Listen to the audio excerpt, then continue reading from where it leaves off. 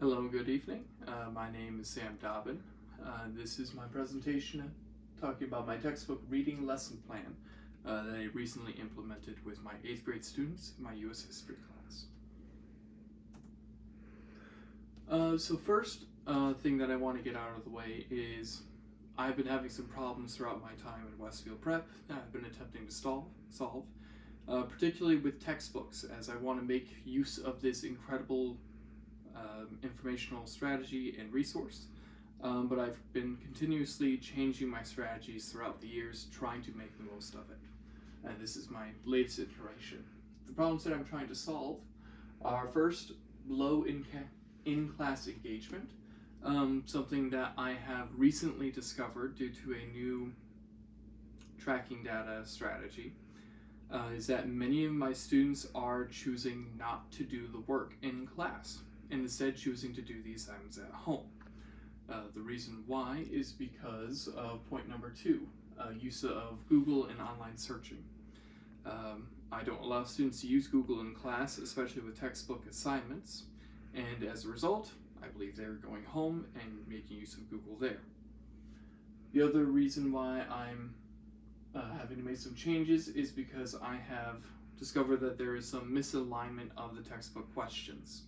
The questions provided to me by the textbook itself, I don't feel align particularly well with the actual standards for both the test of my school and with the state standards that I have to follow. And finally, time constraints. Something that I've been talking about throughout this year is the fact that I have a very short amount of time to teach my students this year, and I've been struggling with trying to make sure that I'm able to teach them properly within these time constraints. And I need to make sure that the questions are relevant and there's no extra being taught. As a result, these are the changes that I implemented. First, classwork accountability. I've now been making sure that grades are reflecting what is actually being done in class. Students can still turn in grades at the end of the week for credit, but I've been keeping track of what are they actually doing within my room on a tracking sheet that I will show later in this presentation. As I mentioned, tracking progress using paper check-in system, and I've revamped the questions. I've made custom modifications to the textbook questions to try and better align them with the standards. I've also tried to improve my pacing strategies, structuring time in class to encourage students to actually do the assignments and help keep them accountable both to themselves and to myself. And finally, I've also had a shift in reading approach.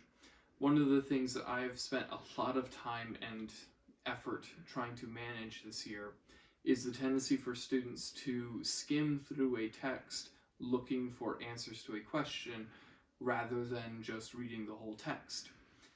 When talking to another teacher about this problem, that teacher brought up to me that the skill in skimming a text to find an answer is a skill that they very much need on their exams, and they recommended that perhaps I try and lean into this tendency.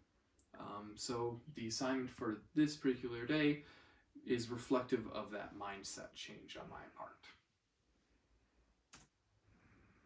Which brings me to the instruction. On my side of things, there are 2 big things that I'm concerned with, which is chunking reading. Basically, I've set up a timer, about 6 minutes per 2 pages is basically how I pace this out. Trying to help keep students accountable and where they are supposed to be, and as a little warning bell for if they're falling behind. And I am doing some active monitoring, mainly roaming around the classroom, helping students individually as time comes up, as problems arise, and trying to hold students accountable to actually do the work.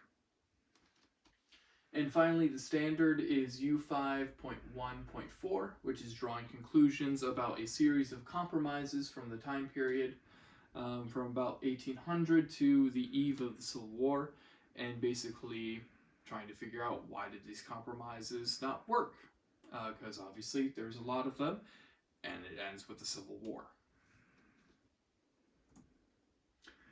This is the actual assignment, daily class and tracking, as I mentioned before. Targeted worksheet questions, which are right over here, and a CER written response, which stands for Claim Evidence Reasoning. Basically, the way that I'm grading this, it also serves as my assessment. Up here at the top, by the time they are done with this assignment, they should be very familiar with these main topics of the textbook and be at least familiar with the names and concepts of these other topics that were mentioned.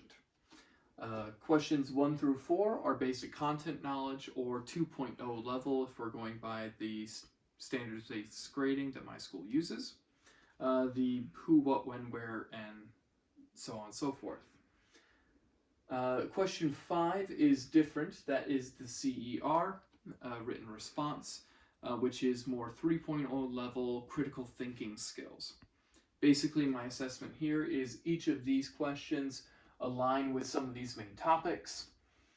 So if they can get that question correct, then I know they are familiar with the topic. Question 5 is trying to assess their critical thinking skills and their skill assessment that they will need to use on their test.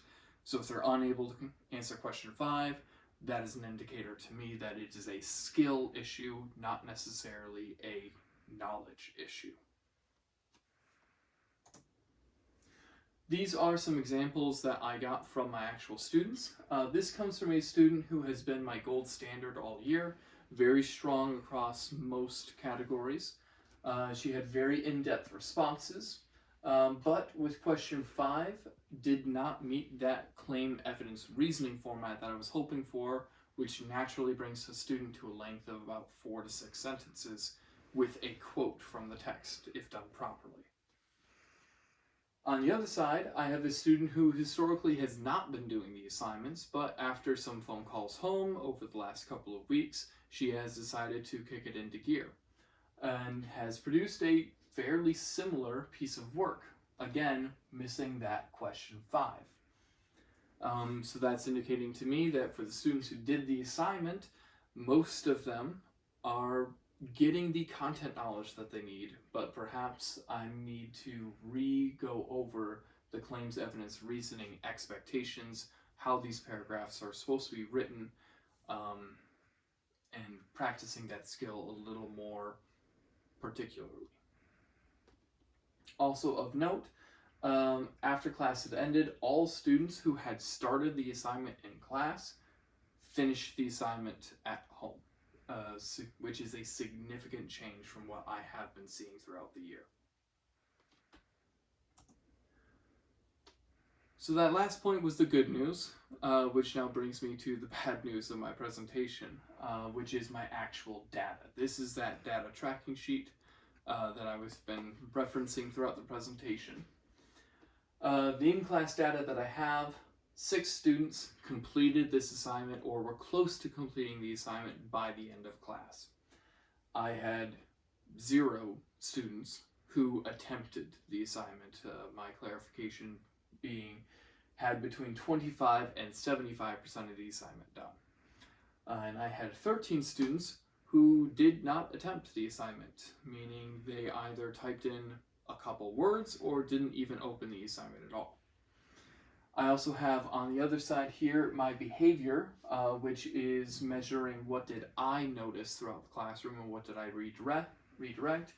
T is for talking to classmates during a time where I was trying to give instructions. O is noticing them off task, and P is being on a phone, and the X means that they were not present in class on that day. Obviously, these are numbers that I am not happy with and I have been trying to change throughout the year. This is my latest attempt to try and make it happen. Which brings me to my reflection. Basically, walking away from this, what I can say is working. More accurate tracking of student effort. I definitely feel that I have a lot more idea of what's happening in the classroom, why things are not going the way they're supposed to go. Definitely feel that I have a better alignment of the textbook questions correlating to both the test scores and to the standards. And I also believe that recognizing scanning the text is a valid learning strategy. I believe that it's worth the time to see that all the way through.